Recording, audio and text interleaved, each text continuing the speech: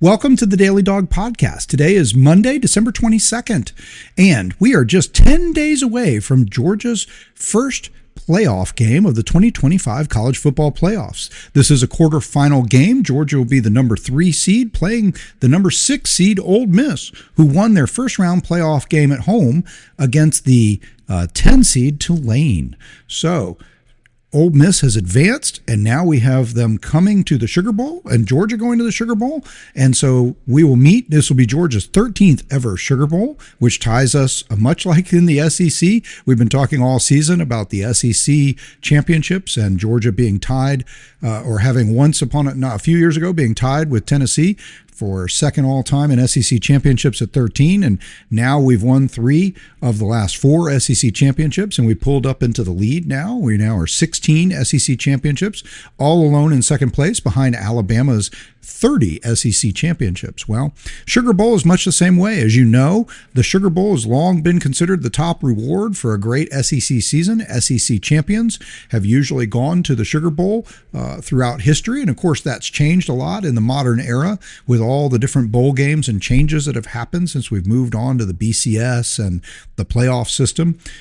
But the playoffs and the powers that be have tried to continue incorporating the bowl games, and when possible, traditional bowl games and traditional champions go to their traditional bowl games. So Georgia's going to the Sugar Bowl for the second year in a row, and this will be Georgia's 13th Sugar Bowl, which brings us into second place all time in the SEC. Ole Miss, actually, this will be Ole Miss's 11th Sugar Bowl. So, and this will be the first time Georgia and Ole Miss have faced each other in a neutral site game since the two teams played in Jacksonville, Mississippi. I think in 1984, if I read that right. It's been quite a while, and Georgia won the game pretty handily back then. So this is a very interesting setup, and it is for Georgia's first playoff game, the Ole Miss's second playoff game. So they got a warm up. They got to play in the first round game at home, have the home crowd. They striped the stadium. They were all excited to introduce Pete Golding as their new head coach and begin the mocking and general dissatisfaction with Lane Kiffin after he left them like yesterday's fish sitting on the counter and took off for LSU. And Ole Miss fans are proud, and they're not happy about that. So they are happy to get behind Pete Golding and let everybody know that they are perfectly fine with their new head coach and their new setup. So now we have a rematch, and Ole Miss gets its second rematch of the playoffs. Their first game was a rematch. They played Tulane back in the first game of the season. They won that game 45-10. They won this game 41-10. So pretty much the same results, a lot of what you'd expect from a playoff. So hopefully for Georgia, that trend continues. Although you do have another rematch trend, which Alabama showed, which is that rematches are often tricky, and more often than not, actually, just like Georgia beat Alabama the second time around in the rematch from the September game in Athens, Oklahoma was not able to beat Alabama twice in a span of 5 or 6 weeks. This time, Alabama came to Oklahoma, and actually Alabama had lost.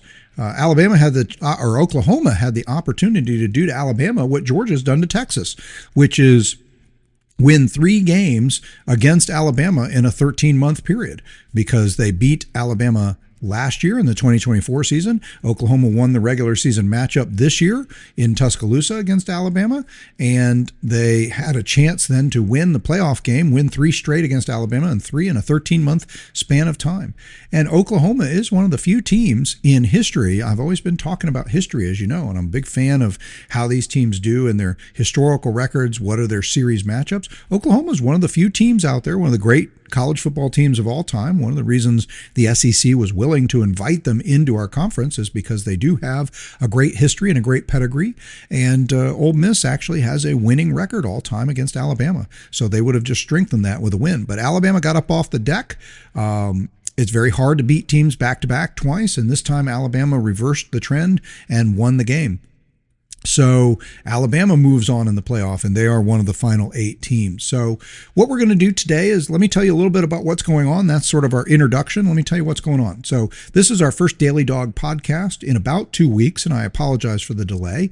But once the season came to an end, or once we got past the SEC championship game, and we had the big wrap-up show celebrating Beat Bama Week 2 and how successful that was, and yay! I mean, let's not lose sight of the fact that I just want you to know, I am still reveling in and excited about having beaten Alabama. I really haven't quite got over that. In fact, let's just have a little celebratory. Yeah, there you go. The balloons go flying if you're watching on the video. And how about some confetti? Boom! Confetti canyons. We're still 2025 SEC champions. We beat Alabama. And again, I just can't help. I've just been generally so happy and in a good mood these last couple weeks because it really does feel like it was a big deal. Feels like we truly got that elephant all the way off our back, as I keep saying. And I know that we've been here before. I know that there's sort of what I call the Ron Zookification of Georgia, which you look back to when Spurrier finally was gone from Florida and you thought maybe Georgia's going to have a chance to win against a team that's taken a step back and definitely take a step back in coaching, and yet Ron Zook managed to win 2 in a row against Georgia right out the bat, and it looks like Kalen DeBoer kind of did the same thing. Not that Alabama took a huge step back. They still were one of the most talented teams in the country, and look, Kalen DeBoer's record speaks for itself. He has been an outstanding coach for a number of years. I mean, his overall record actually in college football as a head coach is very similar to Kirby Smart's, just a little behind him in terms of overall wins, spread out across small schools and big schools, but still an unbelievably accomplished record as a head coach. But so far at Alabama, there's no doubt about the fact that the program is taking slight steps back each of the last couple of years, including, as I pointed out in a recent podcast, even in Saban's last year. Saban's last year was the first team in like 7, 10, I don't know how many seasons, but at least 10 seasons or more. It was the first team, maybe actually the first team since Saban's first or second team. I lost track of what it is, but here's what it was. There was a number, Saban's teams had reached number 1 in the AP poll, at least at some point, for a minimum of 10 straight years.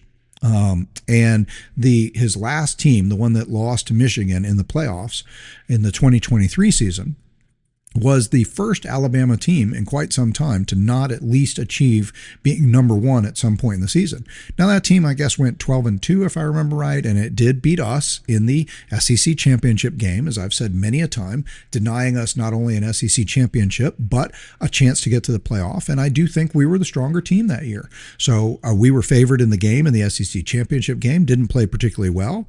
Alabama played really well, got a key turnover, won the game. They took our spot in the 4-team playoff, and they were able to go on and play Michigan in that game and beat Michigan. I mean, not beat Michigan, but lose to Michigan. So I think we would have had a good chance of beating that Michigan team, which did go on to be the national champion. So I think we still had a legitimate shot if we had made the playoff as to be a team with a three-peat, to have the 3rd straight national championship. And I still think even losing that game to Alabama, sitting there at 12-1, then going to our bowl game, destroying Florida State, finishing 13-1, I still think we were clearly one of the 4 best teams in the country.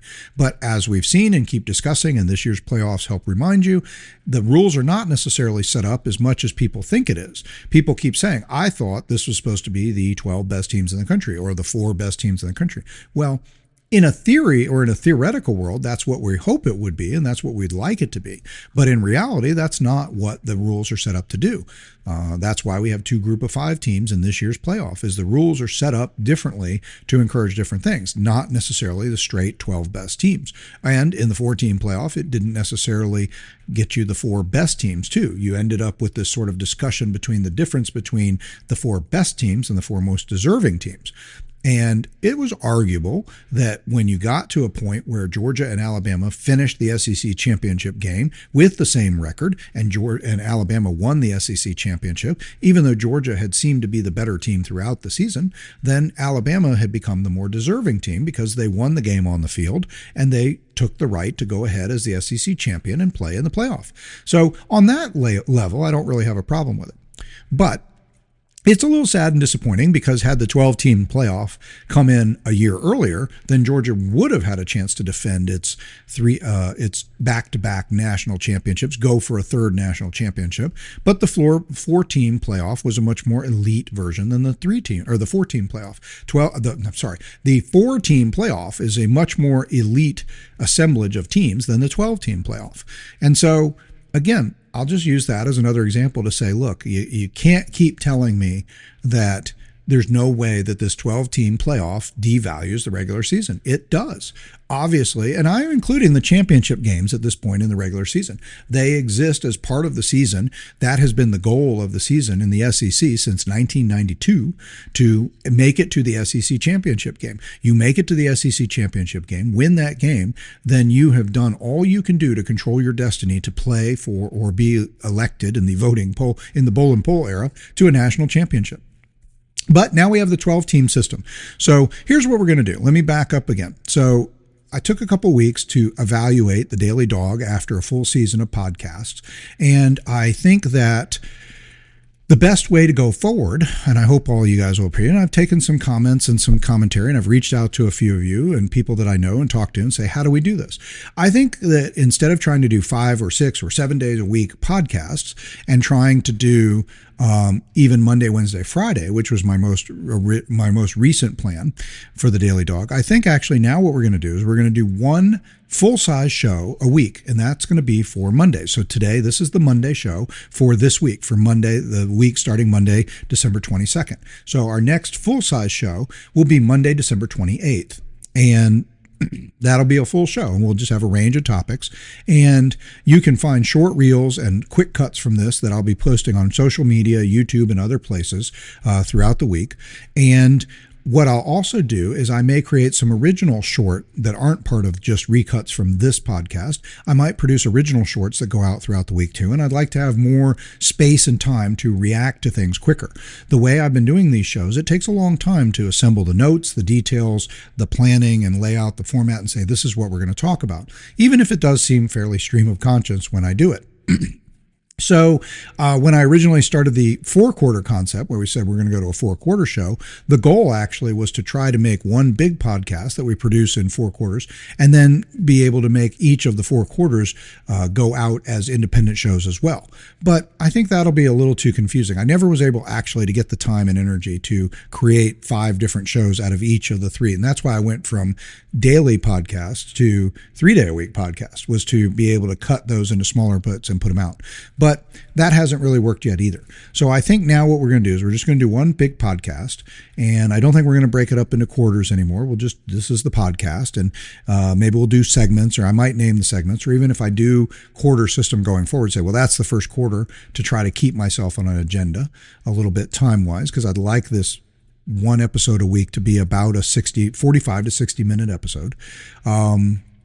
Then, maybe we'll do it in quarters, but we'll see. I'm open to the feedback on that, but I'm not going to have the big intro and big exit each time. And those probably wasted some of your time when you're watching it. And I appreciate your patience with us. The idea there, again, was that they were prepared to be cut into smaller pieces and put out, but we're not able to do that, actually. Just the timing isn't working out well. So we're going to do one big podcast a week. It'll be on Mondays, and it'll come out every Monday. And I should be able to adhere to that schedule and give you guys good content then. Smaller videos and quick takes will be available in social media from there, and we'll do original short 2-minute or less videos throughout the week. But also we're going to reserve the right to do what we're going to call the new shows. We're going to call them read and react shows. So the read and react shows are going to be one topic shows when I either have a topic in mind that I want to address, something comes up, something important's going on, or we're building through a game week. Then we'll just take a single topic and we'll call it a read and react, and we'll put it out. And those shows will hopefully stay in the neighborhood of 5 to 15 minutes. So those will be shorter podcasts, just focused on a single topic. Today's show is going to range through a few topics, mostly centered on the playoffs.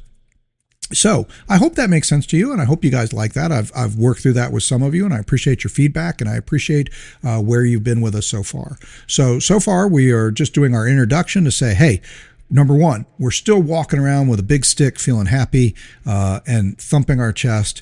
I appreciate all of you. I want to say the number of people who have brought forward different media ideas and different jokes around -3, I think is quite hilarious. Brandon Adams of the Daily Dawg Nation podcast. I like that he kind of brought up going back years and years ago. If you're old enough, you remember that following the 1983-84 Texas, the Cotton Bowl, in which Georgia beat Texas 10-9. We talked about that earlier in the season for the Texas game. It became common among Georgia fans to say, "Hey, what time is it in Texas?" It's 10-9. Because that was the score of the game. So Brandon Adams was promoting the idea, and I don't know if he was the first one who said this, but I think he's the first one I heard say it, that, you know, we could start using, hey, what's the temperature in Alabama? It's -3. That's a lot of fun. I thought that was cute. So I've seen some people have put a lot of -3 jokes out there. A lot of people have said, okay, that's it. I've had my fun with -3. The big deal is that we all agree that it was a big deal to get the Alabama elephant off the back, right? And I was talking about the Ron Zook thing. You know, we felt like, and I'll also reference, look, Jim Donnan's first big win, or only big win, against Florida, right? Spurrier won 7 in a row against us. And then Jim Donnan came in behind Robert Edwards 4 touchdowns in 1997. The Dogs won 37-17. They were ranked 20th. Florida was like 4th or 3rd or 5th, and it was a huge upset. They had been a double-digit underdog, and we ended up winning by 20. So it was a huge flip in the game, and just the most fun I'd had probably in years, and the first time I'd really just got to enjoy watching us beat Florida like that since my freshman year, when we won a less than exciting 17-10 game. And you really felt like, well, that's it. You know, Jim Donnan is getting this program going in the right direction. We won 10 games that year. We were back in the top 10, and we beat Florida pretty significantly. Then we would turn around after that game and lose another 6 in a row as part of 13 out of 14 straight losses. So that was a little disappointing. And so, you know, obviously it's too early. We won't know until we see how the subsequent games against Alabama go. But I think we all can feel like this was a watershed moment, a moment that we really pushed that elephant off the back. And the Georgia, again, going back to Saban's last team in 2023, Georgia has been the better team. Georgia has been the better team in the SEC. Georgia has now won. Again, I mentioned this in a previous podcast, I think. Also, by the way, I want to tell you, I did do 2 podcasts. This is episode 56. This is the 3rd crack at episode 56. We had some technical difficulties, and it turns out a couple of the ways we'd set up the podcast, both for video and audio, weren't working right. And so we had an audio failure on one, and we had a video failure on another. So we actually recorded episode 56 twice, and it failed. And so there should have been, the last time we did a podcast, it was a Monday podcast. There should have been a Wednesday and a Friday. We tried to make them. They didn't happen. But that gave us the time to sit down and reevaluate and come back. We got a new video system, new audio. We're doing everything a little different. Hopefully the quality will show through. That being said, I've lost track about what things I've said, because I did do 2 full hour-long podcasts that had a lot of details in them and that I just never published. I could have published the audio, but I've become kind of attached, and a lot of audience have been watching the video. So rather than just publish the audio only on those, I ended up just dumping those and working on our new format and how we're going to go going forward. So that being said, one of the things I talked about somewhere, and maybe I'm repeating myself, or maybe this was in the lost archives of the lost Daily Dawg technical loss files, but there's been a sort of a step down decline is what I guess I'm trying to get at with Alabama. Nick Saban's last team in 2023 never achieved number 1, and that was the first time in like 10 seasons that had happened.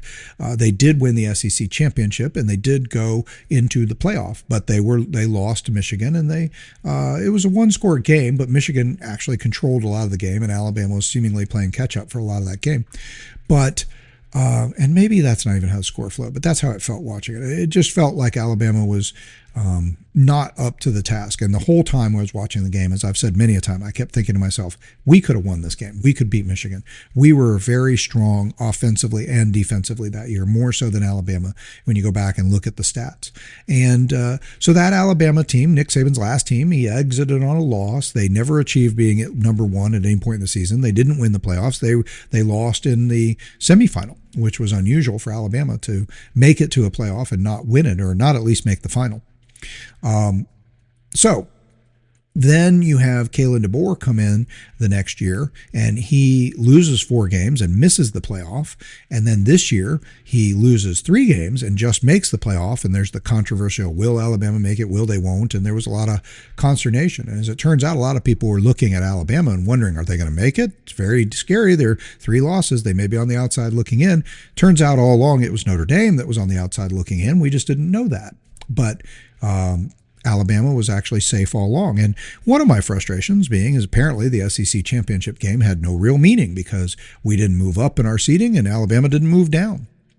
And I think that was a little bit of a miss in both categories, although I am happy the way it worked out. I think we're better off as the number 3 seed. I'm not happy about this Ole Miss rematch. I'd rather not have a rematch. I'm sure Ole Miss would rather. I'm sure Ole Miss actually likes the chance. Just like when we had the rematch against Alabama, I'm sure Alabama fans didn't have a need to play Georgia again, knowing, hey, that was a close game last time and we could lose. They're one of the better teams. I'm sure they would have rather played Ole Miss or Texas A&M in the SEC championship game instead of us. And I'm sure after the results, they definitely would have rather done that. They still probably, at least because of sort of the hex that Alabama had on us, felt a certain comfort coming into that game. And also, thanks to all of you people out there on social media who found one way or another to post all the Alabama fans exiting the SEC championship game. That was a lot of fun. Doesn't show up very well on video. Everybody's basically wearing red or crimson or some color, and the videos are all far away. All you can tell is that people are walking around. But I know when you post it and you say Alabama fans exiting in the fourth quarter, I know it's what it is, and we all reveled in getting to see that. We didn't get a good view of that. They didn't show us that. On TV, on average, the coverage tends not to. Sometimes you'll see the coverage be like, well, the fans are exiting early, and they show that video. But more often than not nowadays, it feels like that's rooting for one team or the other, I think, or I'm not sure why, but they don't really seem to tend to actually show that very often these days. So thank you to all you Georgia fans out there who posted various videos on social media from the SEC championship game showing the Bama fans exiting en masse. One of them was particularly funny because it was like Alabama fans heading home, and it showed them going down the big escalator at Mercedes-Benz Stadium and playing Sweet Home Alabama. So you can envision that they're thinking, I want to get home to Alabama, going down the escalator, get out of here. So thank you. That was fun. Anyway, my point being is that Alabama has been working its way back, and Kalen DeBoer, they have the talent. They are still one of the 2 or 3 most talented teams in the country, as I've been saying all year, but the results have been working backwards. They took an early exit from the playoff in 2023. They didn't make the playoff in 2024. They made the playoff this year, but there's a lot of consternation looking at the fact that, hey, Alabama has 7 losses in the last 2 seasons. You have to find the previous 4 seasons to combine to find a place where Saban had accumulated 7 losses. Alabama, trending down in the lower level of the race, starting this season, even honestly, ranked preseason number 8, and spending much of the season ranked in the teens. This was a real unusual series, a real unusual season. And what am my point? My point was Georgia has officially fully taken over in the last 5 seasons control as the SEC's best team. You could have made that argument all the way back in 2021 and 2022 with back-to-back national championships. But Alabama had just won a championship in 2020. You didn't know if they wouldn't come back and win it again in 23. They did beat us in the SEC championship, make the playoff, but they fell short. They were not as good a good enough team to beat Michigan. So they exited in the semifinal, and they really haven't threatened that level since. And they could have won this SEC championship this 2 weeks ago against us, but they didn't, and that might have changed things. So now you look at it and you say, well, in the last 5 seasons, Georgia's won 3 of the last 4 SEC championships. In the last 5 seasons, Georgia's won 2 national championships. Alabama's won 1. So Georgia's won 3 SEC championships. Alabama's won 2. Georgia's won 2 national championships. Alabama's won 1. Georgia's overall record standing at, I think, 63-6. At this point, Alabama is more like 58-10 or something in that range, 50-something to 10. So Georgia has just completely taken control of being the dominant team in the SEC. And even with Nick Saban retiring, it's hard to imagine that would have happened as much as it did. I mean, it seems almost as dominant as Alabama's been. the best you might have been hoping for at a certain point was that Georgia was sort of pulling alongside of Alabama. But the elite level that Kirby has kept the program moving again this year, a year in which many national media looked at Georgia along the way and said, this is not the Georgia team of old. But where are we now? Well, Georgia's back at number 2 in the AP poll, number 3 seed in the playoff, and is at least in the top 3 of the odds. And right now, looking at the playoff, both before the first round games and after, the teams that appear to be most likely to win the title, there seems to be consensus. When you look at Vegas, when you look at a wide selection of college football fans responding to polls and various articles and information online, or you look at the college football experts, the writers and the talking heads and the folks, the media on TV, when you look at that, there's a collective sense that Georgia, Ohio State, and Indiana are ahead of everybody else. And the numbers are something between 55 to 90%, depending on how you add it up, that those are the 3 teams from which the champion this year is going to emerge. And then the field gets the rest of that. And when I say that, you say, what is that? Well, again, if you look at reader polls, to some of the websites, like The Athletic did a website, said, who do you think is going to win? Or The Athletic app and website did a poll where they asked their readers, and when you combine the percentages for Indiana, Ohio State, and Georgia, you basically get about 90% of 80 or 90% of all the respondents believe that the champion will come from those 3 teams. When you look at the odds, what Vegas odds are at the field, you may be more like 60% chance that those 3 teams are going to produce the champion. So again, really 60 to 90%, whether it's sports media and experts, college football experts, whether it's Vegas and betting lines, or whether it's just the wide swath of tens of thousands of fans out there, there's a pretty strong consensus that our champion will emerge from those 3 teams. So we have 8 teams remaining. We're down to, those are our quarterfinalists. Our 8 teams, for the quarterfinals are, as you well know, but you got Ohio State, Georgia, Indiana, Texas Tech, Oregon, Alabama, Miami, and Ole Miss. So, did we get that right? Ohio State, Georgia, Texas Tech, Oregon, Alabama, Miami, Indiana, Ole Miss. Yeah. So those are your 8 teams. Those are your quarterfinalists. And I think it's interesting to note a couple of things to say about this field. It's not far. I mean, there's a lot of discussion about how far off the preseason polls were, and this being maybe a particularly exciting season because there was so much movement in the preseason polls. I don't know if chaos actually means exciting. Like, I don't know that there was that many great games this season and where we saw a lot of up and down movement where you said, wait, here was my perception and here's what happened in the games. Meaning, Texas didn't make the playoff. They were preseason number 1. Penn State fired their coach and not even in the top 25. Didn't make the playoff. They were number 2. Clemson was number 4. And these are the AP poll rankings to start, because you don't get a playoff ranking, right, to start the season. So looking at the AP poll, Notre Dame controversial, missed the field, but they were number 6 to start the season. So who else missed? LSU was number 9. LSU, again, fired their coach, didn't make the top 25, right? Arizona State made the playoff last year, came in this year at number 11 to start the season, and they had a good season, but again, not really an elite playoff level team. And Illinois kind of got bumped all the way up to number 12 to start the season in the AP poll. They'd had a nice season last year. People thought they might improve, and they did not particularly. They didn't have a terrible season, I don't think, but they didn't have a great season. So, they're so irrelevant, I'm not actually sure what happened to them. So, but what we did get is, so these teams, though, made the playoff. And let's say it this way. First of all, of our 8 quarterfinalists, all of them were in the preseason AP top 25.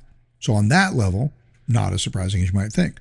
And 5 of them were preseason top 10. Ohio State, Georgia, Oregon, Alabama, and Miami were all preseason top 10 AP teams. So 5 of the 8 remaining teams were top 10 teams. So honestly, I don't know that there was as much movement, as much excitement. You look at the other teams that we called out a bunch of those. The other 2 teams I didn't call out who made the playoffs last year and also did not improve or have as good a seasons this year, SMU and Tennessee. And Tennessee started the season in the bottom of the top 25. And I don't know. Let me see. I don't think. SMU was number 16 to start the season. So you also, one thing that is true is you have a lot of teams that underperformed or did not perform as well as last season, or underperformed against either last season's expectations and the thought that they would either stay the same or improve this season. So again, Texas, Penn State in that category, Clemson, LSU. People really thought LSU will take a jump this year. They had a good. They were 9-4, I think, the previous year. So the thought was that they could leap to 11 or 12 wins and be a playoff and a national title contender. Notre Dame, people expected them to be back, and I think we can argue that they largely succeeded in a similar fashion. They went 11-1 last year. They went 10-2 this year, but compared to last year, they took a step back. And SMU and Tennessee, both were decent teams this year, but they both took a step back from being playoff teams. So, Ohio State arguably did better this year. They won the national championship last year, but remember, they were disappointment going into the national championship, and they had 2 losses. Indiana, they got on the radar last year, but they lost to Ohio State in the regular season, and they lost to Notre Dame in the playoff, and they didn't look super competitive in either of those games. They lost the 2 games they played against top 25 competition.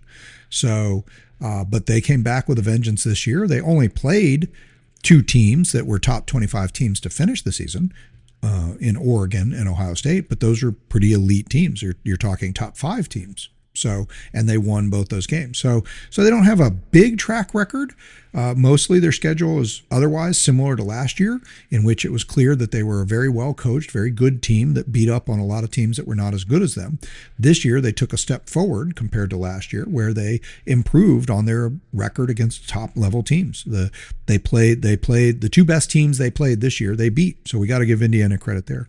Ole Miss started the season number 21, and the thought was that they were a better team last year. They had an elite amount of talent. They came up short. They lost a game late in the season to Florida they shouldn't have lost.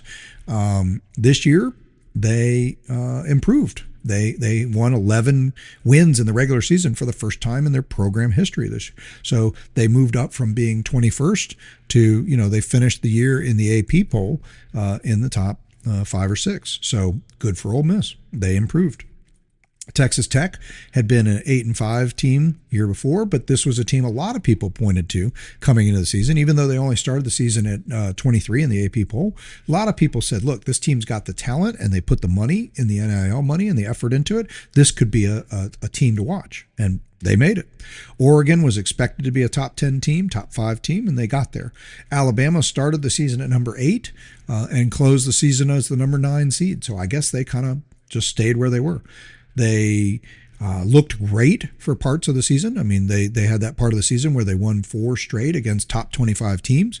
Not all those teams ended up being top 25 teams to finish the season, but there were good teams in there, still teams that could have been playoff teams. Missouri, with all the losses they suffered at their losing 2 quarterbacks during the season, they couldn't hang in there, but they statistically were a very good team this year, and they were a tough team. They didn't, that was one of Alabama's wins, but they beat Vanderbilt, they beat us, and I forget who the other matchup of the 4 straight top 25 wins that they had, but that was an impressive run. Now people have said, look, Alabama's kind of faded down the stretch. They haven't been playing their best football down the stretch. I would argue that's not really true. They have lost a step for sure offensively, and their offense is definitely, if it hasn't regressed, it's definitely that other teams have figured out what to do to stop them.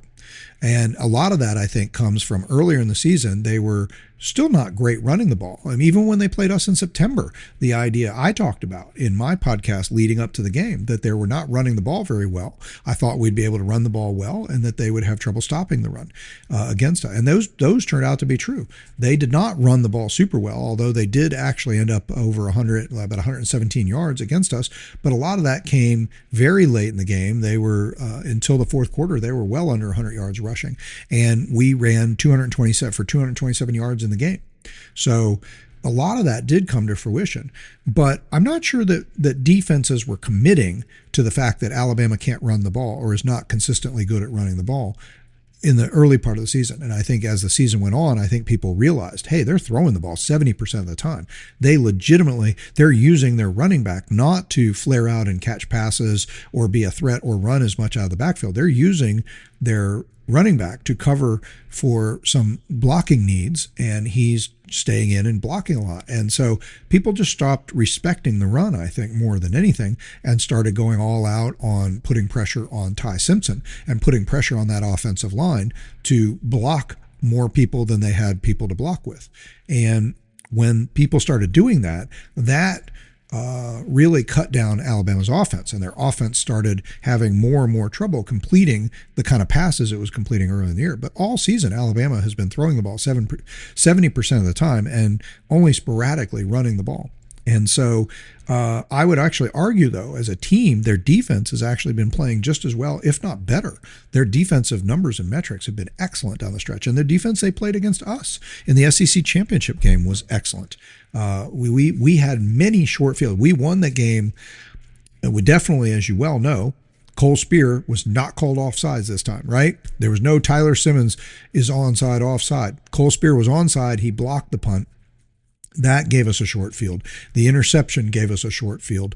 We were consistent. We had Zachariah Branch had a punt return that got us back up close to have a short field. So we scored 4 touchdowns, and 3 of them were on short fields. We never had to go 60 yards to score a touchdown in the game. So that makes it. I mean, their defense could have shut us down. They could have held us to field goals. That's actually what Tech managed to do. We didn't score touchdowns against Tech. We scored field goals. So they could have played better in the deep, but they were deep in their territory. And also we just possessed the ball. We had the ball so much of the game. Their defense we had the ball almost 37 minutes in the game. So their defense was just on the field the whole game. But even with all that, you look down the stretch of the season, Alabama is defensively one of the better teams in the country. And so their defense has been playing fine. It hasn't weakened.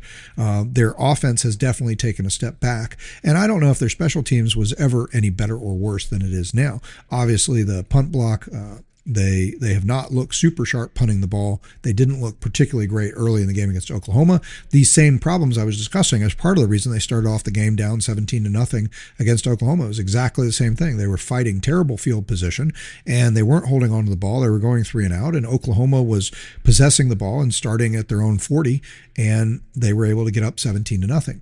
Oklahoma did not and could not apparently commit to a run strategy to continue possessing the ball and eating clock like Georgia did, though. And so Oklahoma was forced to keep playing the game more straight up, and ultimately Alabama, with more plays, was able to eventually work their way back into it and ultimately win it. So a few other things about this field, these quarterfinalists. I just thought it's worth pointing out that this quarterfinal field now is 95-10 on the season. So, I've said all along, I'm not a big fan of the 12-team playoff. I'm definitely not a fan of the idea of a 16-team playoff. I think anything beyond, I'm not even sure that, I think a 4-team playoff was actually quite excellent. It sort of solved the basic problem that we used to have in the bowl and poll era, where with all of our conference alignments that teams, the number 1 team in the country maybe go play in the Rose Bowl against the number 15 team, and the number 2 team in the country go play in the Sugar Bowl against the number 8 team. And so then you're sitting there at the end of the season with teams with similar records, and you have to vote and say, well, who won this and who won that and what happened. And so I think that the BCS era was an attempt to bring that one more game together, say, look, we just play one more game beyond the regular bowls, and we put number 1 and number 2 together, and we get a champion. And that was a perfectly reasonable idea. It's just the execution was always terrible, right? So now you have the 4-team playoff comes along for 10 years, and I think that was really great. I mean, most of the 10 years, there was a lot of times where you look at the 4th team in the playoff and you say to yourself, look, I don't know that there was even 4 really good teams in this playoff. There was 2 or 3, just like at the end of in the bowl and poll era, at the end of every season, it wasn't like they were sitting there voting and they were like, well, I don't know. There's 5 teams that could all be number one. There was usually a clear number one, number two. They kind of see how the polls went.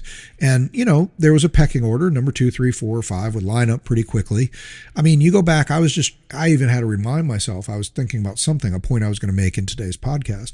And I had to remind myself who played in the 2020, because I was talking about we're going to talk a little bit about the last 5 national champions. And I've referenced the last 5 years relative to Georgia taking over the SEC dominance of the last 5 years away from Alabama.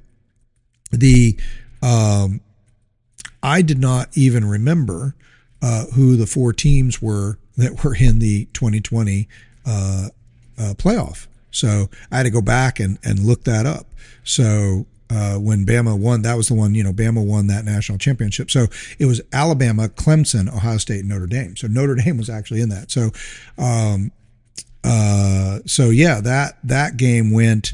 Clemson, Ohio State, that was Justin Fields actually starting the game, and he had an amazing game in that playoff and just absolutely drubbed Clemson 49-28.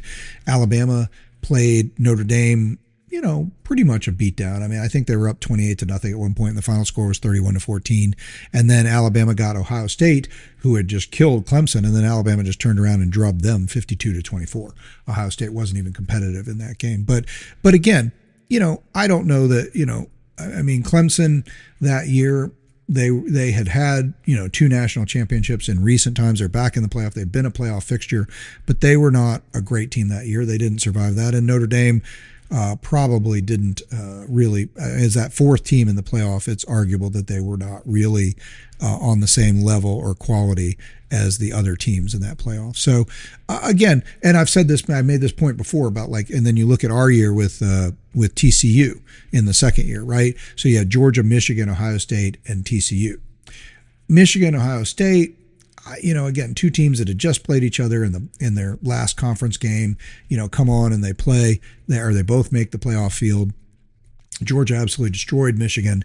They were not at Georgia's level in that 2022 year, and neither obviously was TCU, but TCU showed they didn't even deserve to be in the field. And this is when we're just picking 4 teams, right? So now we're putting 12 teams in. And so again, I've said this many a time, you have charity. You have 12 teams in there, you have charity.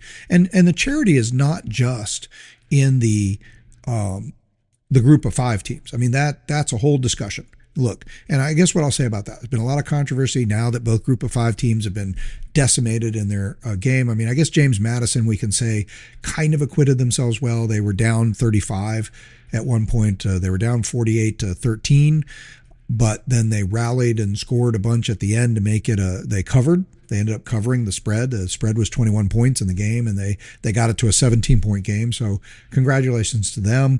I just going to say that, in a game like that, it's actually harder when you dominate more to keep points off the board in Oregon's situation. I've watched this with the Georgia teams of 2021 and 2022. When you go out there and at one point, Oregon was averaging 14.4 yards a play, like in the first half. When you run through people like a hot knife through butter like that, you take no time, you put your defense out on the field. Your defense can play. Defense more so than offense. Defense requires that you play with passion and energy, that you have to want it. You have to want to play hard. That's to line up and hit the guys and tackle them, hold on, drive them into the ground, just takes a ton of effort. And it's just hard when you know that you came into the game against an overmatched opponent. You beat them thoroughly in the first half. You absolutely drubbed them and you did your job. And then in the second half, you're up by 35 points and the game is essentially over and you're subbing in all these backup players so you don't get people hurt and the young guys get a chance. It's just really hard in that environment to focus and lock in and play good defense. So I don't know that I'm going to send any alarm bells because Oregon gave up a bunch of yards and points later. But JMU, Tulane, they both basically got routed out of the games. And yes, they're group of 5 schools. And yes, I don't think they belong. But I'm not faulting them for being there because the way the rules are set up, this is the rules that we set up. What I still fault is that we went from a 4-team playoff to a 12-team playoff. I think what we got right now, the point I've been making here about these 8 teams are fairly elite. They represent some elite statistic. They represent a fairly elite level of play. And while Georgia, Ohio State, and Indiana, I think, are clearly a head and shoulder or so above. I don't want to say head and shoulders because it makes it sound like they're just light years beyond.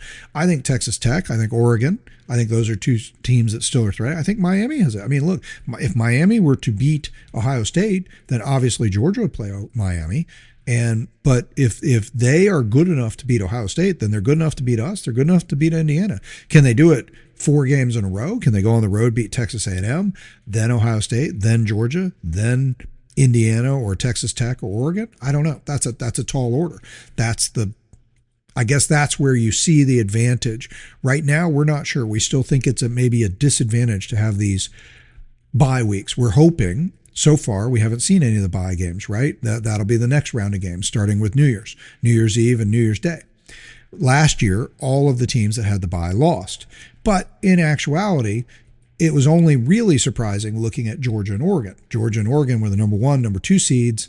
They were top 5 teams, legitimate top 5 teams that were considered national title contenders. Your other 2 home seeds were Boise State and Arizona State. And Arizona State had a nice season and Boise State had a nice season. But they were arguably underdogs and mismatched against the teams that came on the road against them. So I'm not sure that points to as much as it does. This year, I think we'll get a better thing because of the way they changed the rules on the seeding.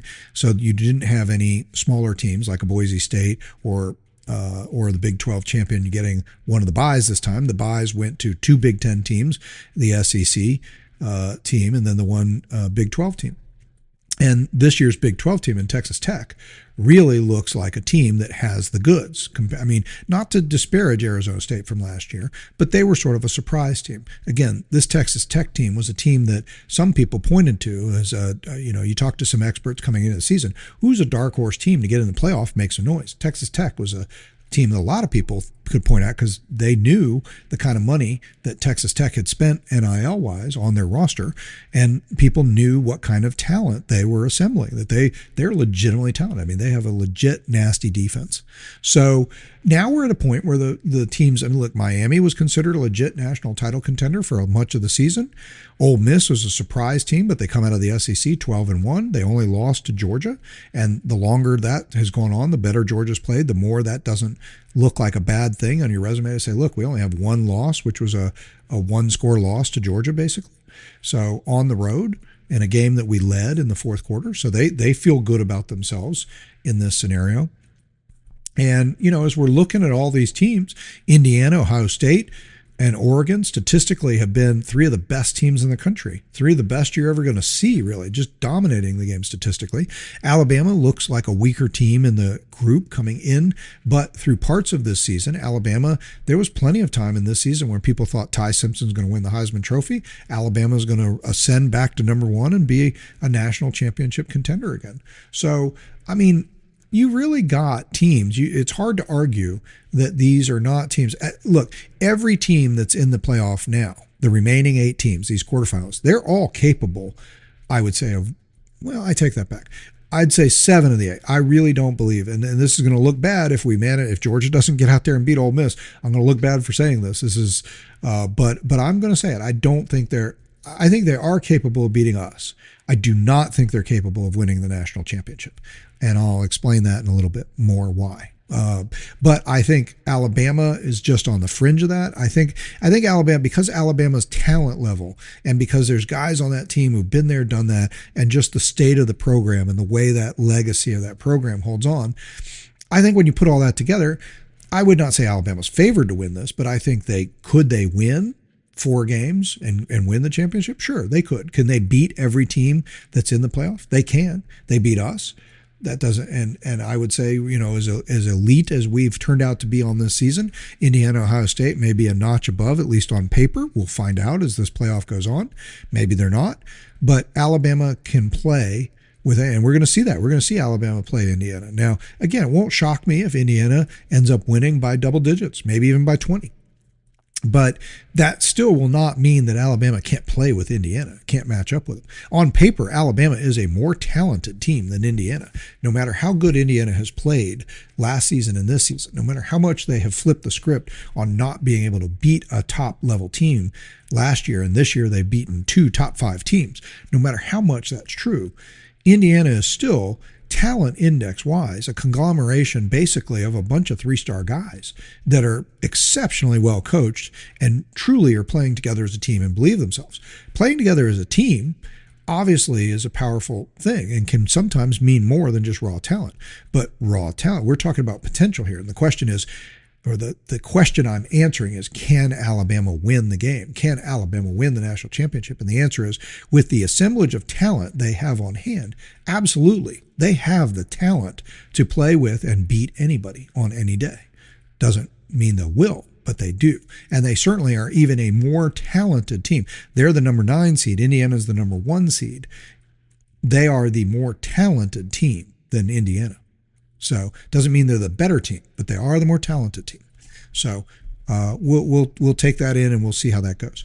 So generally speaking, I think actually all of this is to say, I think the 8-team playoff, if we had ever just gone to that, I could have lived with that. I still think the 4-team is better. And I think every step you go back, every level you go back, because again, when you look at 8, and I made the point that the 8 teams that we have remaining have a combined 95-10 record.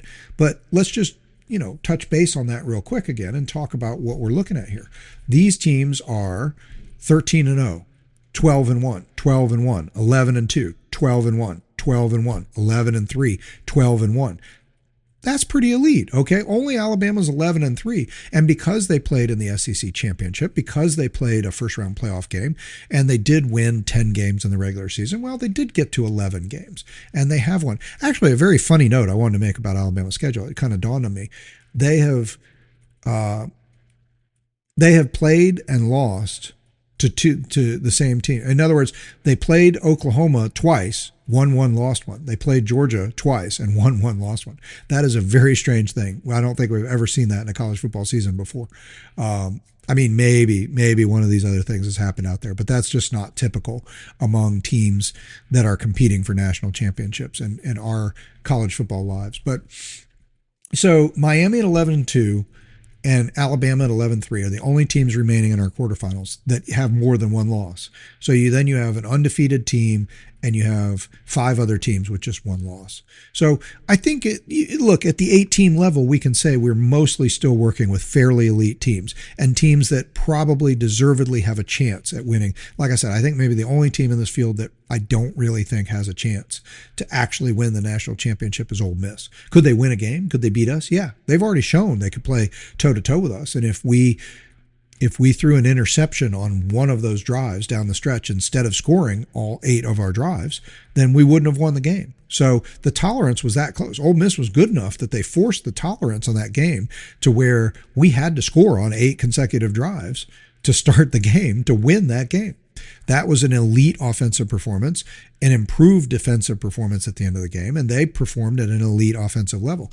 Could they do that again? Yes. They have shown all season they can perform an elite offensive level, and if they do, they can put pressure on you to be perfect offensively or to make no mistakes defensively or no turnovers. And if you do, then they can beat you. So if we make mistakes offensively, if we turn the ball over offensively and they play as well as they played before, they could beat us. I'm not saying I think that's going to happen. We're going to have a whole separate show breaking down the game. We'll make that a one-topic show to talk about Ole Miss, talk about Georgia, and do a prediction as we get closer. We're not even in game week yet. Game week is not until next week, right? Today is Monday, and so game week is Thursday of next week. So, again, we got 10 days to get there. We will get there. And our Monday, the 28th podcast will probably substantially be breaking down all of the details just surrounding Ole Miss, Georgia. That's not what we're trying to do today. Today, we're taking a big picture look at the state of college football right now that the playoffs are underway. The first round is over. We know who's made the playoffs, who's not, and we even have a little feedback on how it's going so far. And so we see, and what I'm saying about Ole Miss is Ole Miss does not play elite defense, and I think elite defense could be something that ends up deciding the playoffs a lot more than elite offense. And that's why I think again, what I just described is how Ole Miss would need to win not just a game against us, but against everybody. They have to play near perfect offense and force you to not make a mistake to win the game, not have any turnovers, not fail on any drives, not make any big defensive mistakes that make it too easy for them. But the way they play defensively against these teams they're playing, just like the first game against Georgia, they also put themselves in the same box where they have to perform almost perfectly on offense and hope you make a mistake on offense and give them at least a one-score win. And that's a tough way to win. It's not diverse enough. All the other teams in the field are going to be able to beat you with some combination of offense, defense, and special teams. And Ole Miss needs to beat you mostly with offense. Just barely good enough defense and decent, special teams, but mostly on offense. And that's not diverse enough. The group, the field, the teams you're looking at. Look at Miami. Look at the game we saw this weekend with Texas A&M and Miami. Both those teams came into the game, both high-level defensive teams, but also high-level offensive teams. Well, their high-level defenses performed at the same level they performed all season, maybe even better. Their offenses vastly underperformed. But Miami was able to go out and figure out how to win a game on the road in a playoff in which their offense did next to nothing. Their field goal kicker missed 3 field goals. And, they won because they dominated the game off defensively. Even with Texas A&M playing a dominant defensive game, their defense was even better. When Texas A&M got the ball in a tie game late and a chance to drive in position, at least go up by a field goal or maybe get the touchdown and take the 10-3 lead or take a 6-3 lead. Either way, it was a 3-3 game. Miami defense that we heard about, Ruben Bain, who we heard about as an elite defensive pass rusher back at the beginning of the year, one of the reasons they could win a national championship. He gets the sack, forces a punt, Miami gets the ball, takes the 10-7 lead or 10-3 lead, holds on to win. Just like USO. So they made elite offensive and defensive plays in the stretch when they needed to, and they were able to overcome their own 3 missed field goals and their own inability to play offense most of the game. They were even outgained in the game. Texas A&M outgained them. So Ole Miss doesn't have that kind of diversity. They're not going to be able to win a game like that. And these games could devolve in that. In fact, I think we've seen a lot of the big games this year. The first game of the year actually sort of told us an interesting story. Texas and Ohio State both were supposed to have really exciting, dynamic young quarterbacks. Neither team could hardly score. The defenses were excellent, and we end up with a 14-7 win by Ohio State. When Indiana and Ohio State played in the Big Ten championship game, this big number 1 versus 2 matchup, which again meant nothing. It was a waste of time game, really, because all it did was Indiana got the number 1 seed instead of the number 2. Ohio State got the number 2 seed instead of the number 1. That's the only thing that was decided by that game, and that really didn't mean anything because they were both going to be number 1 or number 2 either way, meaning that the biggest and most important part of that is that they couldn't play each other again until they get to a championship game. So that was already decided before the game. That's what was decided during the game, so we didn't get much else out of that. That being said, that game showed us on the field another matchup of these big teams that have been playing excellent offense and defense on the season, but which part of the game showed up? Defense. 13-10 game. Neither team could score very well in the red zone. Neither team could move the ball consistently. In the end, Indiana got the ball when Ohio State failed on a 4th down. They went the other way and they scored to take the lead. And then they were able to get the ball back from their defense and run the clock out by making a 1st down or 2. So they did the nice combination of offense, defense when they needed to. They stuffed Ohio State, go the length of the field, get a score, stuff Ohio State again, get the ball back, bleed out the rest of the clock on offense. But in the end, 13-10 is the score there. So, our game against Texas was a fairly even. It was a 14-10 matchup going into the 4th quarter or towards the end of the 3rd quarter. And then we were just able to explode for a 21 unanswered points in the 4th quarter. But some of that also is because when teams get in the position where they have to make desperate choices. Alabama in the SEC championship game went ahead and basically ended the game at around the 8-minute mark when Kalen DeBoer decides to go for it down 21-7 from his own 12-yard line on fourth down. You don't get that, the game is pretty much over because we were able to kick the field goal, make it a 3-score game again. We didn't even do that. We got the touchdown, made it a 21-point game. Game was over with 6 minutes to go. Kalen DeBoer went ahead and bet the farm, which I think was a dumb move, but he bet the farm at the 8.5-minute mark on the idea that that's what he had to do to have any chance of winning the game. And there's an argument to be made there. I still think it was a wrong choice and the wrong argument. I think it was a losing argument, I would argue.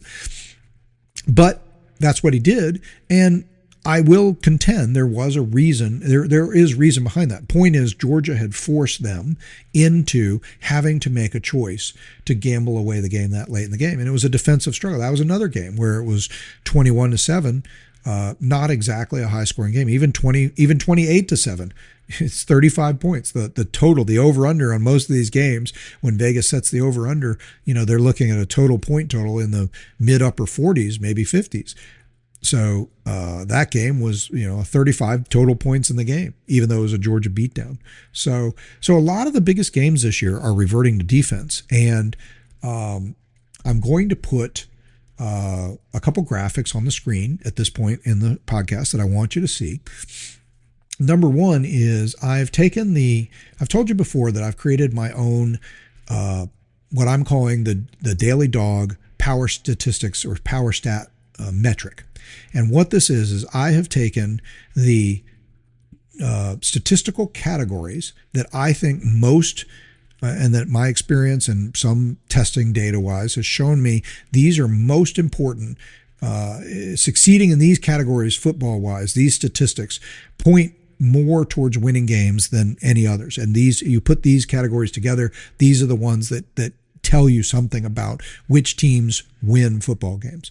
So what I've done is I put those together, and then I've created a score by putting them all together, and then I've taken the step to try to average those out and say, okay, now if you look at an average FBS, because these statistics are compiled by all, and I'm saying 134. There's 136 teams in FBS, or there will be fully by next year. But for whatever reason, the NCAA statistical website leaves the 2 teams that joined this year out of the 100. So it only gives me the stats on 134. So I'm rating all of my stats against the 134 teams of FBS. So that includes our traditional Power 4 conferences, but it also includes the Group of 5 conferences, plus the independents, Notre Dame and UConn, and plus the sort of floating somewhere in the middle, former Pac-12s, now Pac-2 or whatever. So you put all that together, and that's where you get the 134 teams of FBS. And so these statistics are compiled across all of FBS. So that includes Group of 5, that includes Power 4, all those teams I just mentioned. So what I'm doing is making a statistical power metric, as I call it, by taking the stats that matter the most in terms of winning football games and putting those together, and then getting a way to rank the teams as to how they do. But then we're also going to I also take a factor and apply it to normalize those statistics against the average college football team across all of FBS. Meaning that, so in other words, the SEC on average, I'll tell you in my metric, the SEC, the average ranking of the 16 SEC teams is 48. The average, all 16 teams average being ranked 48th among the 134 BCS teams. In the Big Ten, the metric, their number comes up at 56. Now, again, this is just how they performed on the field in those statistical categories against all of FBS. But then to normalize those statistics, I'm taking a factor and applying it for the fact that the SEC is a certain percentage better than the average FBS team. The Big Ten is a certain percentage, though a little bit lower, better than the average FBS team. And then say when you're looking at the MAC or the American Conference, those teams are a certain percentage worse. So they lose points. Georgia, Ohio State gain points. So that's how this metric works. So I'm not going to show you the whole. I did do the final rankings for the Daily Dawg Power Stats metric. And what I've done is the graphics I'm going to show you now is I'm going to show you how the 8 playoff teams have stacked up in that metric. And so that's the graphic that's going to go on the screen now. And so when you look at this, what you see is that at the far left column, FBS rank. So this is the adjusted rank normalized against the average team based on their conference schedules and how their conference ranks up, and then how they've performed in oh no, I take that back. Actually, this is not. This is literally just how they have done average without an adjustment, without it being normalized for average teams. This is just how they've stacked up when you look at this 10 offensive categories in particular put together. So this is these 10 offensive categories, 10 statistical categories: total offense, total defense, scoring defense, turnover margin, third down conversion defense, time of possession, first downs on offense, first downs on defense, or how you hold people to first downs on defense. So when you just average those together and then rank the teams by those stats, that's a little bit more simple metric. This will show you, this graphic that's on the screen now will show you how our 8 finalists have performed on the season. And you see that the FBS rank is in the first column. So Indiana is number 1 across all teams in FBS. Texas Tech, number 2. Ohio State, 3. Miami is 5, Oregon is 6, Georgia 9, Alabama 15, Ole Miss 19. So again, that's not the ranking of those 8 teams. That's the ranking across FBS. So our 8 quarterfinalists are all in the top 20 in just the average of these 10 statistical categories with no adjustments. So that's pretty good. And it shows you that there is a little bit of that cream rising to the top. And the reason I show you that is I also want to go forward and say, I want you to look at the quarterfinalists. So the next graphic is the key stats. So I've taken it down to just these 4: scoring defense, scoring offense, and total offense.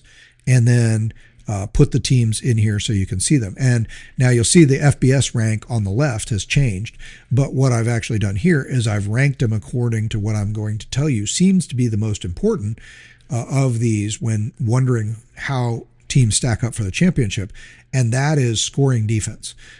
Here's what I'm going to tell you. Across the last 5 national championships, and I'm going to put this list up now too. So let me show you this list, and we'll go back and forth on these graphics if we need to.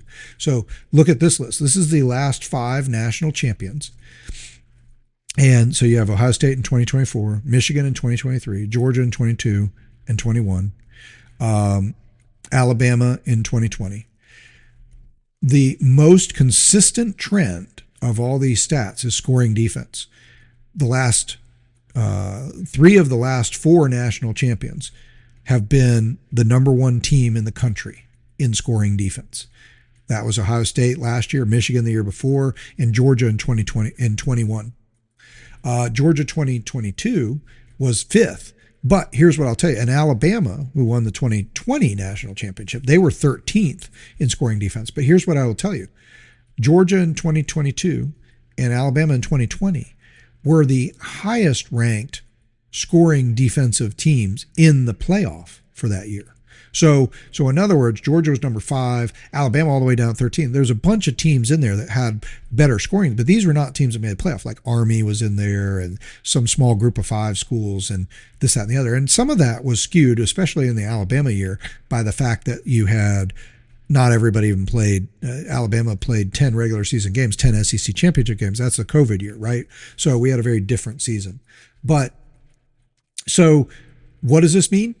Scoring defense has been the number 1 indicator of the last 5 national champions.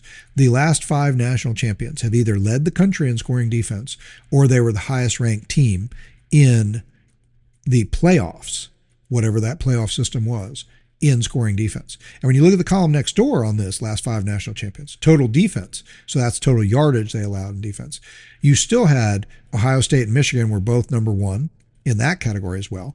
Georgia in 2022 was number 10 and was number 2 in 2021. And then Alabama was number 32 in total yardage allowed in 2020. And what I'll tell you is all of those are the same. Those stats also meaning that each of those years, the team, the national champion was the highest ranked team in that category in the playoffs. So defense still wins championships and decides it more. And when you look at those last 5 national champions, you see scoring offense. I mean, the last 5 national champions were all top 15 scoring offenses. The lowest ranked offense of the 5 champions was Michigan at 14th. They were 14th that season in scoring offense, but they were only 69th in yardage, in total yardage. So you could kind of be all over the place in terms of offensive yardage. So you look at a team that puts up a lot of yardage, and you can go back to the beginning of the season when I was talking about playing Tennessee and saying, look, I don't know if Tennessee, if they continue to base their efforts to win on outgaining you, just getting big chunk yardage, having explosive offense and outgaining you, but not necessarily playing complementary football and not necessarily playing the defense, then I don't know if they can ever consistently be a real national championship threat. And that's kind of what you see here, is that yardage, you know, the last 5 national champions have an average. When you look at where they came in yardage, they were ranked an average of 26th in total yardage. They were all top 15 in terms of scoring offense, but in terms of scoring defense or total defense, you're talking about averages of top 10 in scoring in total defense and top 5 in terms of scoring defense, or number 1 in the country in scoring defense. So defense in the last 5 years. And so far we only have 2 years now of this expanded playoff. Well, really just 1 year of the expanded playoff. But during this playoff era, we see that defense still is winning championships more than ever. And that's sort of the trend I guess I was talking about. As you look at the big games this season, a lot of the big games this season, like the Ohio State-Indiana game, even like games like Georgia-Texas, which turned into a blowout, a 35-10 game, but it was 14-10 going towards the fourth quarter. So a lot of games have looked like that. When I watched the Big 12 championship game, BYU, Texas Tech, BYU, it was a 1-score game going towards the fourth quarter, and then Texas Tech BYU committed like 3 turnovers on 3 drives in a row, and BYU just blew them out. I mean, no, BYU committed 3 turnovers on back-to-back-to-back drives, and Texas Tech blew them out. But it was a low-scoring defensive affair until BYU started trying to, really push to get the score. They were behind just a little bit, but they were really pushing because they had done the least on offense. And when they tried to push it to get something going on offense, that's when they made mistakes. That's when they made turnovers, and it turned into a Texas Tech blowout. But late in the game, late in the third quarter, it was a close game and a low-scoring game. So again, that's what these graphics will show you. And I'll put back up now the key stats. Again, just looking at these 4 key categories: scoring, defense, scoring offense, total offense. You'll see that by ranking them by scoring defense coming into this playoff or this quarterfinal matchup, you have Ohio State number 1, Indiana number 2, Texas Tech number 3, Miami number 6 in the country, Georgia 9th in the country, Oregon 10th, Alabama 13th, and Ole Miss is down there at 22nd. So Ole Miss is the 19th overall team on these metrics, these key metrics, when you just average them together. And everybody else, Alabama's 15th, and then everybody else in the quarterfinals, Oregon, Georgia, Miami, Texas Tech, Indiana, Ohio State, are all in the top 10 in these categories. And Georgia has moved ever more into these categories. Georgia was outside. Georgia is now the number 9 scoring defense in the country. It was not that long ago that we were in the 30s. Georgia has been, in its last 5 games, Georgia has been averaging, giving up only 267 yards a game off on defense and only 10 points a game. So Georgia has really moved from where the defense was struggling, and we were all concerned about it early in the season, to an elite level of defense as the season has gone on. And while we're not number 1 or even number 2, that's Ohio State and Indiana. And so given what I've just said, how important that the last 5 national championship teams have all been number 1 in scoring defense or the best scoring defensive team in the playoff, well, that's not Georgia this year. So you may be saying, well, you're saying Georgia can't win it? No, because Georgia has moved the trend. We are number 9 in scoring defense now. That's good enough. in most seasons to be in the competition or the discussion. And we have been playing like a number one, number two, number three scoring and total yardage defensive team the last 5-6 games. We have really been dominating in that regard. So these are just, I think these are really interesting. I think in the end, what it does is it shows you that where we are now, I guess the summation of all this is to say, hey, I've always believed that the 4-team playoff was good enough, that the 16-team playoff or the 12-team playoff represent charity. And yes, the group of 5 teams represented charity. But even Notre Dame, just to speak to that a minute, and they have been acting like a bunch of whiny crybabies, okay? I can't even, I have a bunch of words I'd like to say, and I'm not going to say them because I want to keep this a family-friendly podcast. We're not going to go into language. But they are some whiny you-know-whats. And I have never been more embarrassed by Notre Dame. I've always thought I don't like Notre Dame. I've always rooted against Notre Dame. I don't like their stance, but they have embarrassed themselves and they have stepped all over their history. They are the team who's proudly stood on the side of history and tradition. They are the team who stood with the bowl games and has made bowl games a priority. And they have gone and they've played all these wonderful bowl games and they have a rich history of doing that. And when they just said, no, we're not playing a bowl game this year, we're going to take our ball and go home because we didn't make the playoff. And when they came out and blamed the ACC, hey, guess what? Join the ACC and the ACC will shill for you next time. But you didn't join the ACC. You've held your independence on your own. You didn't have a conference champion. So again, you did this to yourself. You have no conference championship, so you didn't have another game to play. You don't have a conference to play in, so you have to piecemeal a schedule together. Some years that comes out and it's a really impressive schedule. This year it wasn't. You lost to the 2 best teams you played, and then you beat a bunch of mediocre to not very good teams. Yes, you beat them impressively, but most teams beat the poor teams on their schedule fairly impressively. That doesn't mean as much as you lost to the 2 best teams you played. You played 2 playoff teams and you lost. There's no reason to believe that we should, we were playing much better down the stretch. It's who we are now. No, it's the whole season. That's why we schedule 12 games.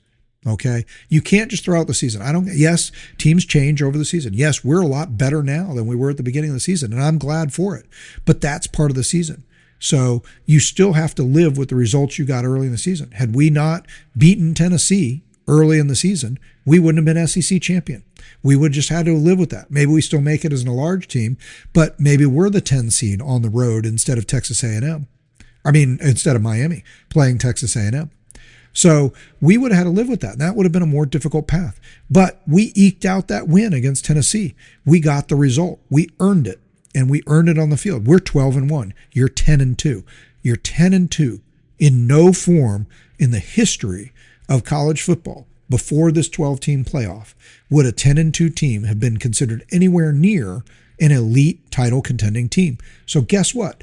Nobody can differentiate that easily between you and Miami and Alabama and all the 10-2 or 2 or 3 lost teams. You want to impress people? Win those games early. You beat either of those 2 teams early in the season, no discussion. You'd have been in the playoff with no questions asked.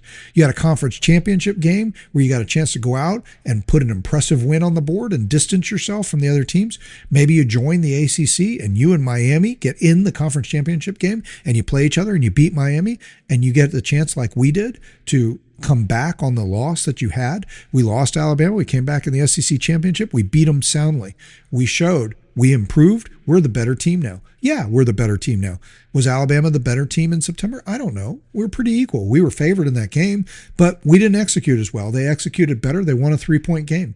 They beat us in our own stadium by 3 points. Given the chance to rematch as the season progressed, who's progressed as a better team? Yeah, Georgia's the better team now. But we've showed it on the field because we had the game to prove it, and we did it. So, but Alabama still did enough on the field because that's their schedule counted. We don't just throw out those 4 wins against the top 25 teams they had earlier in the season because they're not playing as well as people think they are down the stretch now. Nope, they earned that. So they were already in, as it turned out, because they'd already built an impressive resume. And the truth is, nobody else had a better record against top 25 opponents than Georgia, than Alabama, except for Georgia. So, Indiana, I think Sure, they deserve to be number one. You look at the metrics I put on screen across the board. They're number 8th in total offense, number 4 in total defense, number 3 in scoring defense, number 3 in scoring offense, 2 in scoring defense, 2 in turnover margin, 1 in third down conversions, 2 in repressing third down conversions, 6 in time of possession. This is ridiculous. They are the worst they are in any category against all 134 teams in FBS is 8th. That's 8th. That's Indiana. Now, again, they played a horrible schedule. They did play 2 legitimate top 10, top 5 teams, and they won both games. And most teams don't actually end up playing any more than 2 to 4 games against teams that finish the season in the top 25. Georgia actually played 5, went 4-1. So Alabama also, I think, went 4-1 or 4-2. I guess 4-2 on the season. So Alabama, deserves credit. Notre Dame, they went 1-2 against top 25 teams that finished in the top 25. They lost the first 2. They lost their only 2 games against playoff teams. So why would we sit here and think, oh, well, that was early in the season. They're playing much better now. Again, the eye test. They passed the eye test. The eye test is against weaker teams. If they played, there's no guarantee that anything would have been any different if they had played their first 10 games and won them against the weaker teams and then had 2 games at the end of the season against Miami and Texas A&M. There's no proof that the result would have been any different. Notre Dame looks better because they were playing crappier teams, and they didn't do enough against their schedule. And against their schedule, and everybody's schedule is different, so I'm sorry, but that's how it goes, and especially when you don't have a conference, and you don't have a conference championship game. So against their schedule, they needed to go 11-1. It's what they did last year. They made the playoff, and then they made it to the championship game. This year, they went 10-2. Sorry, wasn't good enough. Bunch of teams went 10-2 and went home. So you want to make sure you make the playoff. Don't whine and complain about it. Win your frickin' games, okay? Win the 2 games. Win one of the 2 games against a decent team and show us a playoff team and show us that you deserve to be in it. Don't sit there and whine about it and then take your ball and go home and crap all over the bowl system and history and tradition, which you're supposed to be about. I couldn't believe their athletic director sitting in front of the 100-year-old bleachers in the background. They took the old bleachers when they renovated the stadium and they nailed them to the wall in wherever they're in the athletic building. History and tradition. And then they sit there explaining why they're better off not having 15 more practices and supporting the bowl system. No, we're not playing a bowl game. We'll just go home. Whiny, pathetic behavior, embarrassing behavior, and then complaining about the ACC and complaining about the process and complaining about we thought we were in. Well, so what? The rankings were never final. Everybody keeps talking about, they should stop having these ranking shows every week. Well, who cares? The rankings aren't final. Everybody knows they're not final. Guess what? When you go to school, when you were in school and you had a grade and you had 4 tests and you made 100 on the first test and 100 on the second test and you had 100 at the midterm, at mid-quarter, that's not your final average. You didn't lose out. I deserved an A. If you get a 50 on the next 2 tests and you end up with a B or a C or whatever that averages out to, you don't get, I had 100, I had an A halfway through, and I saw my grades halfway through the semester and I should have had an A. No, you earn it. You earn it. Okay, so you say you went out and you played your schedule and you were higher ranked. Well, the schedule is cumulative across the whole season, across all the comparisons. Now, the committee's explanations and behavior is ridiculous, okay? I get that. And the whole, we couldn't judge Miami and Notre Dame until the rankings assembled and they were right next to each other. Then whatever. That's ridiculous. Miami should have always been ranked ahead of them. They won the game. They had the same record, and they basically have the same statistics against the same kind of competition. So I don't understand why Miami was ever below them, except for, I guess the answer was Miami's 2 losses were to lesser teams. Notre Dame lost to 2 playoff teams. Miami lost to 2 teams that didn't make the playoff, didn't make the top 25. But again, you don't get credit for your losses. This is the mistake people also keep making. I don't care who you lost to. You maybe you don't get punished that much. You go play number 1 on the road, like Texas, Ohio State at the beginning of the year. Maybe you don't get punished that much for losing that game because you played an elite team. If you're number 2 and you play number 1 and you lose by a field goal, that's what should have happened. They were number 1, you were number 2. Why would I change how I feel? Why would I change my ranking for number 2 team losing to number 1 by 1 to 3 points? That's what should have happened. right? I mean, that's because I already said I thought this was the number one team and here's the number two team. So now if number two gets blown out by number one, loses by 40, well, now that tells me that they weren't number two. They were maybe bottom top 25 because they weren't as good as I thought they were. But when number one and number two play and number one wins by a field goal, that doesn't radically change how I feel about either of those teams. So a loss, what I'm saying is a loss, you don't get credit for the quality of your loss. You just might not lose as much credit. You might not lose as many points. If we were adding up points, you maybe don't lose as much for a good loss, but it's still a loss. You get no credit for it. There's nothing to be gained. Nobody should ever think, I played number one, I played number 10 on the road and nearly won. Great, you lost. Okay, maybe it's not a bad loss. Maybe I'm not going to punish you that much for it. Maybe I'm only going to look at the quality of your wins because your losses were good losses, we'll say. Okay, but they're still losses. So in other words, Notre Dame, you got knocked down to the 2-loss club, which there are a bunch of teams with 2 losses, 10 wins and 2 losses didn't make the playoff. Vanderbilt didn't make the playoff. They looked really good for big chunks of the season, right? Not in the playoff. So what are we then judging on? Not the quality of your losses, but the quality of your wins. Well, what's the quality of Notre Dame wins? Nothing. Their quality of their wins was not good. So Miami could say, hey, we beat Notre Dame. They were a top 15 team. That was one of their wins. Notre Dame didn't have anything that good on their resume. So, and when you consider the head-to-head, that's a no-brainer. So anyway, that's my piece on the Notre Dame thing. I'm late to the party making that. But this is the playoff system we have, right? Either way, you're talking about teams. Everybody's like, well, Notre Dame could have won it all. I don't think so. Notre Dame couldn't win it all last year. Are they better this year? Maybe. They're definitely better offensively. Yes, they got better as the season went. They had a freshman or a first-time starting quarterback, and they got better as the season went on. But again, they got better playing weaker teams. I don't know if they would have. I mean, there's nothing for clearly to me that shows they were definitely a title contender. So I don't feel bad that they missed out because the season has to count. Why bother to play the season? This is the line. This shows that if we go any further than this, you put 16 teams in, then Notre Dame's in. Again, now there's no consequence. You can lose 3 games in a 16-team format and probably comfortably get in as long as you're in a Power 5 conference or you're Notre Dame. Well, there's almost no consequence. I mean, most of these teams, ask Alabama fans how good they feel about their 3-loss season this year. I mean, yeah, they're not happy about it. I mean, if they had lost this game to Oklahoma in the playoff, DeBoer would be back on the hot seat. I mean, if they lose badly against Indiana, he may end up back on the hot seat again. That's why people were waiting around last weekend to wonder, is DeBoer going to go to Michigan? Because if the Alabama fans show they're really upset and disappointed with DeBoer if they lost the playoff game, and maybe he'd be happier going to Michigan if they need a coach, right?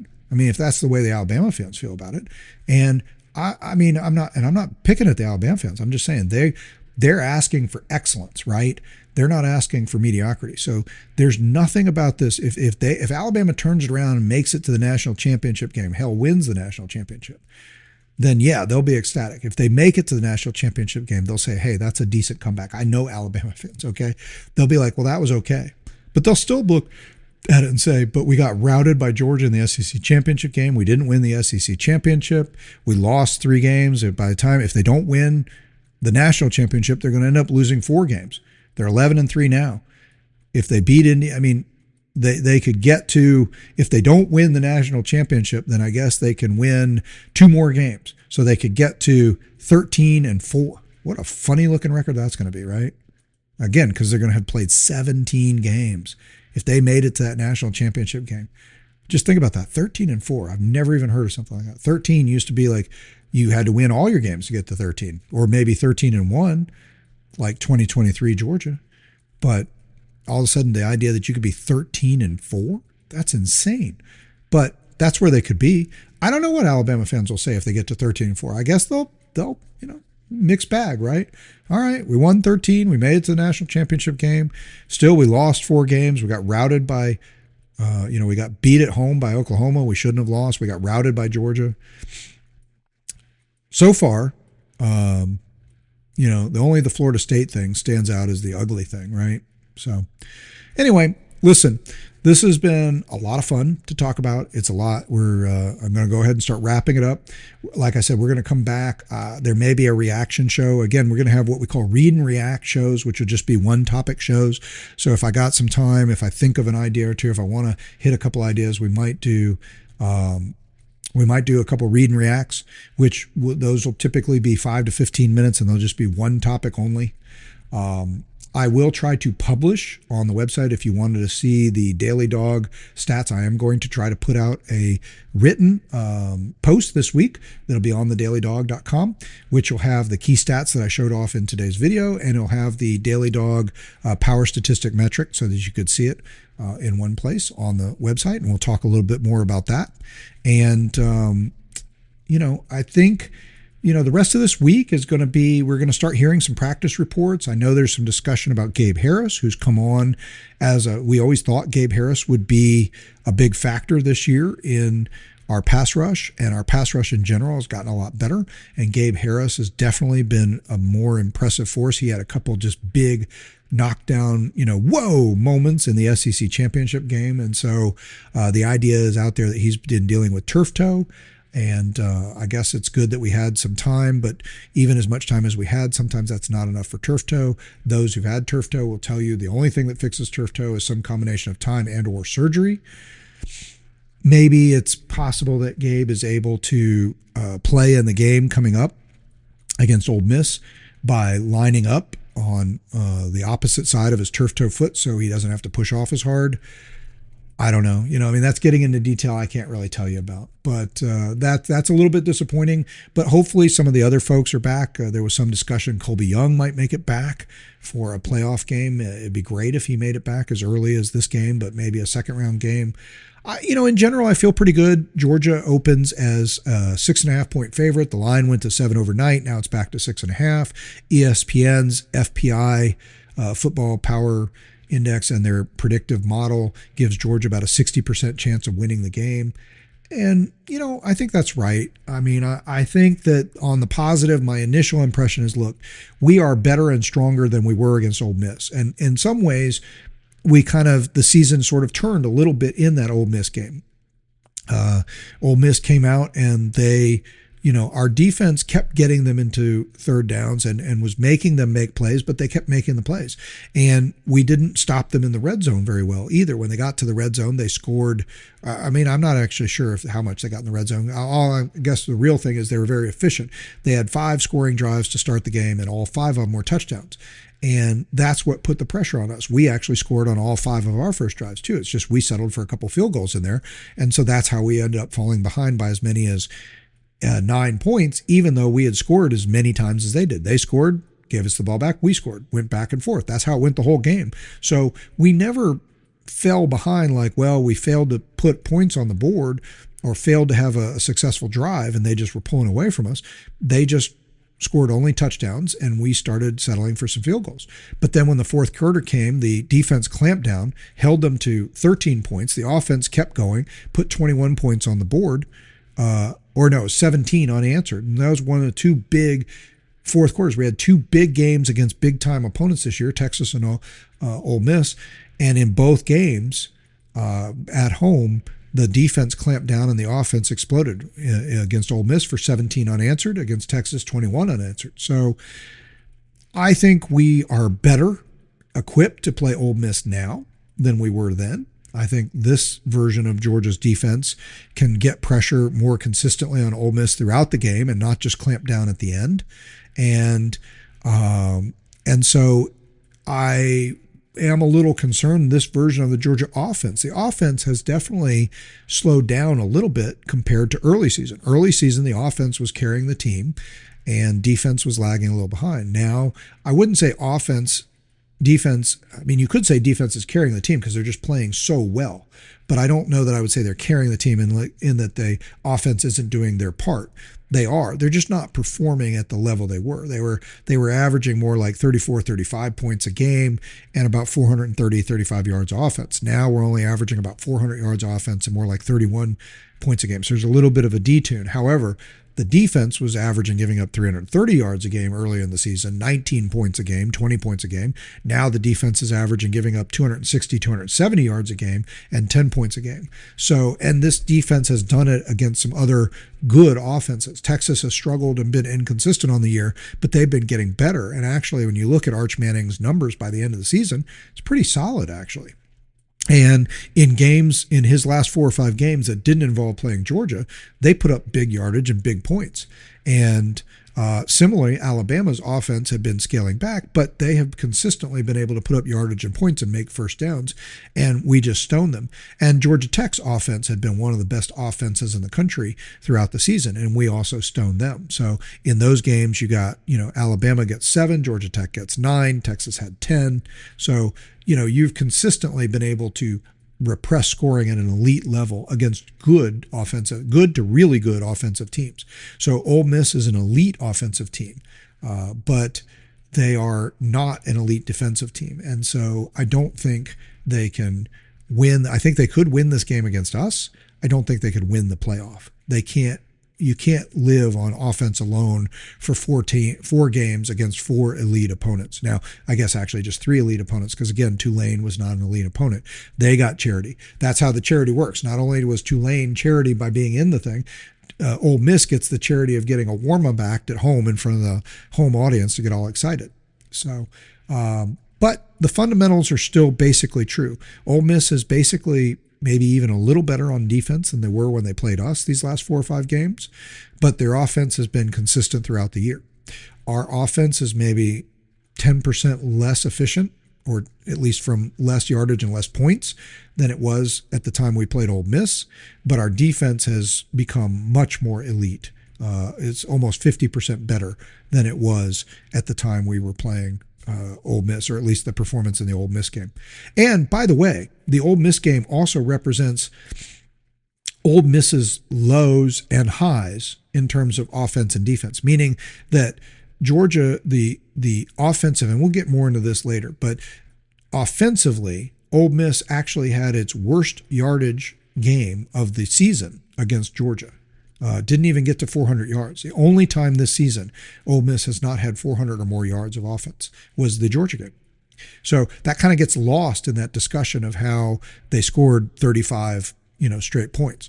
Also, what gets lost is that Georgia put up over 500 yards of offense against Ole Miss. Their defense has not been great. It hasn't been elite, but it is a top 50 defense in the country. And one of their worst days of the season was also against Georgia. So, Georgia actually did force Ole Miss, as much as that game felt really close. Georgia played that game and forced Ole Miss into some of their worst stats on both sides of the ball for the season. And yes, ended up with a fairly narrow 8-point victory. But Georgia did dominate that fourth quarter, 17-0 run, and Georgia has played better since then, and Ole Miss has continued basically on the same trend. So if all things stayed equal, you'd say at this point, it feels like Georgia, if they can force a few more mistakes, a few misses, if this time around Ole Miss scores and moves the ball some, but less than they did last time, and Georgia basically continues to play like they have against Texas and Alabama and Georgia Tech down the stretch, then Georgia it will be a close game early, maybe a close game at the half, and Georgia should pull away, much like they did last time, except for this time, maybe they don't fall behind by 9 points through just an impressive offensive scoring by Ole Miss. Maybe the game is just sort of more back and forth, and Georgia, like it has in each of the last couple games, consistently controlled the game, just not always. The Georgia Tech game being an example we talked about. Georgia consistently controlled that game, just rarely was able to put up more than a 10-point advantage. Tech closed it at the end to 1 score. But for the most part, Georgia controlled the game, controlled the momentum, controlled the ball, controlled the time of possession, controlled the first downs. And I think they can do that again against Ole Miss. So my gut instinct feels pretty good about it, but I don't like playing a game. Again, it's hard to beat teams as we've seen back to back. So we'll see. We'll talk about that more, and there'll be more to come. I appreciate you being here for the Daily Dawg. This is, again, our podcast, our our big show podcast, the Daily Dawg podcast for the week of Monday, December 22nd. Keep an eye out for short videos and other content that'll be coming out during the week, some short takes and some read and react shows. Hopefully we'll have one or two pop up during the week. So keep an eye out. Check us out on Apple Podcasts, on Spotify, on YouTube Shorts, and on Substack.com. You can find us at thedailydawg.com. Please leave comments. We're also on X. We're on Facebook and Instagram. So we have not yet get to TikTok, but we were working towards that. So please find us on all those places. Leave comments anywhere you can find us, and we will react to them both in the comments and maybe here in the show. So I hope to hear from you. Hope you're having a great end of the year. Hope you have a Merry Christmas, but we will talk to you before the new year comes. So until then, you know how we get to this part of every show. We say, go Dogs.